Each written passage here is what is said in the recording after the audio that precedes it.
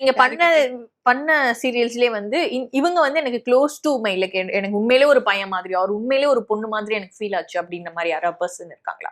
இல்ல அப்படி ஒண்ணும் இல்ல. ரொம்ப க்ளோஸ் ஃப்ரெண்டு யாராவது ட்ரீட் பண்ற மாதிரி க்ளோஸ் எல்லாரும் எல்லாரும் இன்னி ஃப்ரெண்ட்ஸ் தான். வரைக்கும் டச்ல இருக்கேன். நான் சீரியல்லாம் முடிஞ்சிச்சுப்பா. ஆனா நான் இன்னி வரைக்கும் டச்ல இருக்கேன். ஏன்னா எனக்கு ரொம்ப பிடிக்கும் இவங்களெல்லாம். அந்த மாதிரி. அங்க யாருமே இல்ல. ஆஹா!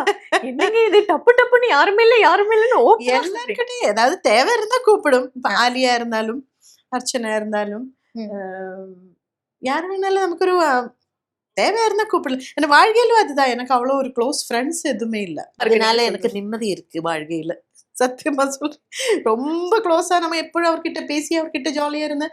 வெளியில போவா, படம் பார்க்க போவா, இல்லைங்கள இல்லைன்னா என்ன பண்ணணும் அவரோட ஃபேமிலியில் போவா, ஒரு நாள் visit once in a while போலாம் இல்ல. எப்போ ஒரு ஆள் கிட்ட நம்ம க்ளோஸ் ஆயிட்டு நீ எழுந்தச்சா குட் மார்னிங் அல்லது குட் நைட்டு அந்த மாதிரி ஒரு ஃப்ரெண்ட்ஸ் வந்து எனக்கு இல்ல.